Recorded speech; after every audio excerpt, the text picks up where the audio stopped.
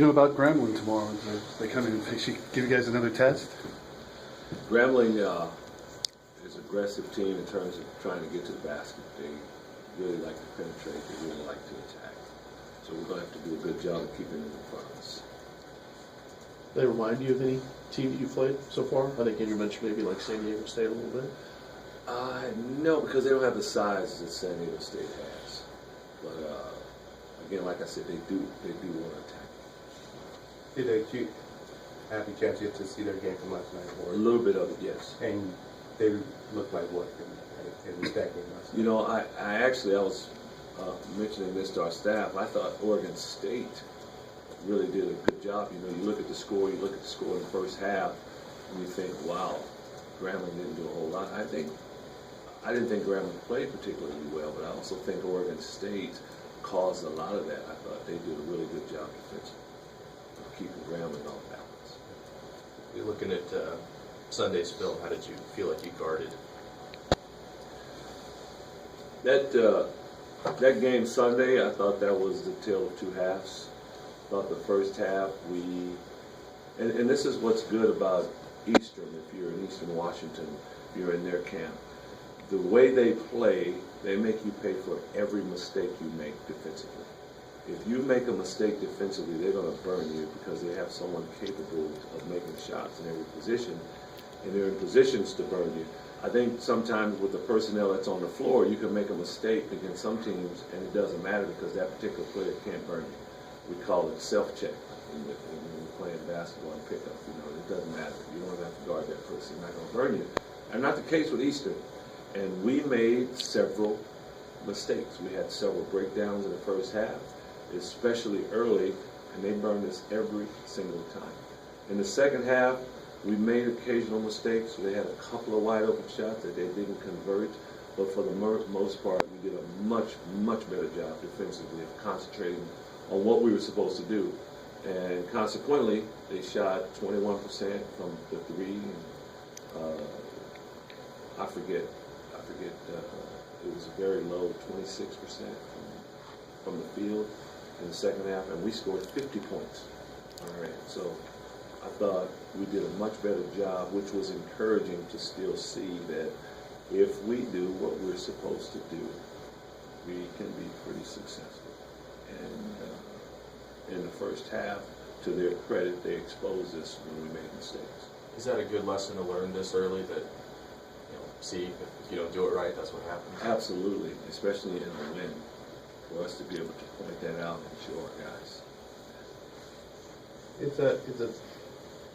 This team's identity defense or just doing what it needs to do that particular game to get a win? I think a little bit of both, but I think more so the defensive end.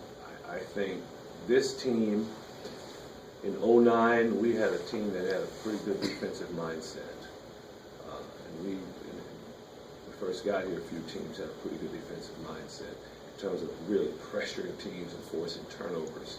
But this team right now, I think, just has a quiet calmness about the defensive end in that we know if we really get after this, it's going to help us win games. And it's not just lip service. I think we play that way. And it's sort of how important is it that, that when things get tight, that this team really doesn't seem to get rattled when like you guys get down, that there's doesn't seem to be any craziness that happens out there. It's like you still play your game. It's huge. Over the years, we've talked to our teams about that so many times, about, look at this team. Here's an example. You watch. When we play against them, they're an experienced team. They don't get rattled. They get down. They get up. They play the same way. We talk about that is where you want to be as a basketball team. And I feel so far in the 8 games, our teams has showed that over and over in different games. Getting down, being away from home, ball not going in the basket, and still playing a certain way that's going to allow you to be successful. That's something I've been really pleased with up to this point. As an aside, people kept asking me in the last 24 hours about that technical. Did you ever get a clarification or a follow-up on what happened there? I didn't really follow up on it. I was more interested in who was going to shoot the free throw. And for us to make it, okay, that's 2 points, potential 2 points. But it was pretty surprising. It just seemed to kind of come out of the blue. Yeah, it was during the timeout, and we were talking to our team. Next thing I know, they're saying there's a technical foul. We hear. So, again, I was more concerned with our team as opposed to why he got it. I think he went out on the floor and was really getting on the official. Might seem obvious, but why is it so hard to get young players to want to play defense or to believe that that's what you have to do to really be successful? You know, it's interesting. You don't practice defense in the summer. You practice offense. You know, I don't think you go to the gym that day playing pickup saying, man, I got to go today and work on my defense. You're working on your shot, your one-on-one, your killer crossover, or dunk on some people, that type of thing. But I don't know how many. You don't start thinking defense until the season starts. And so there's a whole different mindset. Just like throwing the ball into the post with the guards. Guards really treat big men poorly in the summer. They have no regard for big guys in the summer. It's a shame. And you have to demand that they throw the ball to big guys because they're just not used to doing that in the summertime. So defense is the same way. So when you build your team and you start talking about it, you're erasing habits that they've accumulated over a 4 or 5 month period since you've been done, and you got to get them back doing that. So sometimes it can take a while. I think it's really good when you're able to recruit players with defensive mindsets, that they come in and they just know, I love to play defense. And those guys are rare. It's rare to get freshmen to come in knowing how to play defense. Very rare. Very difficult to get that going. So that's why it takes them a little longer to develop that mindset. But in my opinion, that's why it takes a little longer for that to happen. I don't know how many players get a lot of recognition for playing defense. How many times you watch Sports Center and they're showing great examples of guys playing defense, unless they're showing block shots. Just getting down in the stance, locking people up, guy taking charges, a guy stopping his guy, he pass, he goes over, takes a charge. Have you ever seen that on Sports Center? You know, it's just not something that's noted very much, and so kids don't have that mindset. Andrew mentioned it during your fall camp, that there was a meeting. He said because we were asking him about the moment where he felt everyone had bought in, they embraced their roles that you talked about on Sunday. He said there was a team meeting where everyone kind of got their thoughts out, and he said from that moment on, he said he felt like, practice, you could tell it was different. And everything else. Do you remember that? Yeah, that meeting? I believe that meeting was when we were at we call it our training camp, like our retreat.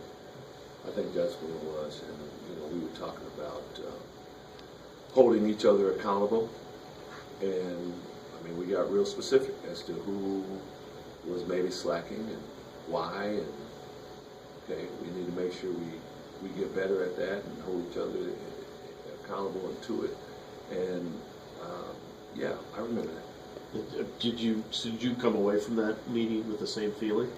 I came away from the meeting thinking that was a very positive meeting. I thought we got a lot done in that meeting. I thought if we can stick to this, it's going to help us down the road. I thought it helped establish a foundation, so to speak, team foundation. I would something to get big guys the ball in the post because sort of afterwards you could probably take a look at somebody's numbers and say, hey, they were 8 for 10 or 6 for 8, so why didn't they take 12 shots or 15 shots? But obviously it's a little bit more tougher than that. Yeah, I'll never forget this. I was playing with the Warriors a long time ago, and not that long ago. No, it was a long time ago. And Lester Connor, a guy named Lester Connor, is playing. He's a coach in the NBA right now. He's playing for Oregon State. And we drafted Lester. And we had a center named Joe Barry Carroll, #1 pick in the draft, 7-footer. And I remember the comments our coach Al Adams made that Lester had played college basketball with Steve Johnson, who was a big-time center for Oregon State, and they were playing in the NBA. He said, one of the things we liked about him is he knows how to feed the post. He's had experience feeding the post, which was what we had, a good post player. So why would you single out that comment about that? Meant most people don't have a good feel about feeding the post. You would just think, well, just throw the ball up to the guy, let him catch it. lot of guys aren't comfortable doing it. In fact, I went and watched a big guy that we're recruiting not too long ago, and I'm watching him in the post, and his guys wouldn't go on the ball. And I didn't think they were being selfish. I thought they felt they were going to turn it over. So they were like, I don't know if I can quite get it there. I might turn it over. So a lot of times it's just a little doubt as if it's all going to work out. And do you have the skill set to do it? And that's why you have to work on it. And on top of that, if your post player is any good, it's not like they're just letting you throw the ball in there. So it's something that has to be worked on, and precision is involved. And you have to have a post player that's aggressive, that's going to come meet the ball and make sure he catches the basketball. So it's a lot more to it than you might think. But it's something that you work on and that you get good at. You talked about the idea of playing safe with Darren on Sunday, and he made some great plays at the end, but I was kind of curious, did you see when we watched the tape that there were a lot of guys that were maybe not taking shots that you would have thought they would have normally taken, in the essence of maybe trying to find a better shot? Or because it looked like there were a lot of shots in the perimeter that were passed up. Was there a specific game plan in mind there? Was it because they were trying to maybe feed the ball inside? You think that was more in the first or second half? Second half, I thought. Yeah, I thought that in the second half we talked about, I can't remember if it was the 11-minute mark or 10-minute mark where we were going to be in the bonus. I mean, there was a point early in that half where they had 16 fouls. Like I said, they had 3 team fouls at the 17-minute mark. And I thought, man, we can get a couple more fouls. We can be in the bonus early. And we made a point during the timeouts to say, get to the basket. We can't. They were smaller than where we were. We thought we had a size advantage. And if we were just going to shoot outside shots the rest of the half, we were going to bail them out. We didn't want to bail them out. So we talked about attacking. I think that might have something to do with it, but I also think there's been a little bit of a transformation as a team. Now all of a sudden, Sean Kemp is shooting 60%, and now Robert Upshaw is playing the way he's playing. There's been a little bit of a changing in the guards, a little bit, no pun intended there, but we want to get the ball to those guys too. And I think our guys are trying to make an effort to do that. And we saw us turn the ball over several times because we didn't throw the ball high enough. But we were trying to get the ball inside. So I think what we're seeing now is a breakthrough of really trying to become a balanced team to where we can play inside and we can play outside. We play from inside out. I think we're trying to make that transition. And whenever you do that, there's going to be a little bit of growing pains in that regard. I'm going to say this too. The most difficult post player that we've coached against since we've been here, conference, non-conference, #1 team in the nation, national champs, we played all of them. Ike Diadu was by far the most difficult post player to cover. He played at Arizona State a few years ago. And when we would play them, there were times when Ike didn't get a hold of it because our defense was designed to take him out of the game. And with guards, sometimes it's a little easier because the ball's in their hand, they can maneuver. But the bigs, sometimes they're just dependent upon that ball to get all the way down there. And when teams are fronting, playing behind, help side defense behind, and you're pressuring the ball, sometimes it's a little more difficult to get that ball inside. And then when you do get it inside, they double you, and that can make it a little more difficult. So there's a lot more to it than just throwing the ball. Okay. Yeah, right, just throwing the ball. Why don't you just throw the ball? I think it was because those threes at the end kind of highlighted. Wow, I mean, they had I can remember a few different times where maybe those shots were available, right. and they maybe had passed those up, but you also explained. And again, those two, I don't think there were any decisions to be made. I think some of the other ones, the guys closing out with a hand, all right, do I tip this or not? I think Nigel's three, one of their players missed an assignment and was lost. Went back, he was in the key looking for where his man was, and Nigel could fix the seams, and look at his shot. And then Nigel later drove and threw a cross-court pass to Darren, and they were a late closeout, but Darren was able to look at. He had already passed out a couple, but he was able to really balance himself and step into it and shoot a rhythm three. I think those threes were a little different than some others. Mike mentioned, going back to the buy-in idea, Mike mentioned the biggest difference from last year's team to this year's team is he feels like everybody has bought in. Do you feel like that's the same? Do you feel the same about it? There are some reasons I think we're better at this point of the season than we were last year, and that would be right there near the top. I think the defense is better. Robert Upshaw makes a difference. I think our players are older, more experienced. But that buy-in is what leads to that. I think the good defense is a byproduct of the buy-in. And this year, I just think everyone is on the same page. They're not, and it certainly helps when you win. If you lose, that changes things. But when you're winning, there's a tendency to buy in. It's a little easier. I hear players comment sometimes, when you're not starting or you're not playing as much, hey, I'm fine, whatever the team wins, as long as we're winning. Okay, what if you're not winning? Then what are you going to do? How are you going to act? How are you going to react to that? But right now, I think there's just, everyone is on the same page. I think that what Mike Anderson said, I think that's a big part of what's going on. Do you see Couple that? more guys. Do you see that off the floor as well? He said it seems like these guys are a little tighter. They're texting each other. They're hanging out more often. I mean, I guess you probably don't monitor their every move, but do you feel like these guys are a little tighter in the locker room too? I feel like we're tight, but I feel like we've had teams that were tighter off the floor as well, and that's good to a point until guys don't play as much, until they don't get as many shots as they thought, or they were going to go to the pros, but the coach is holding them back.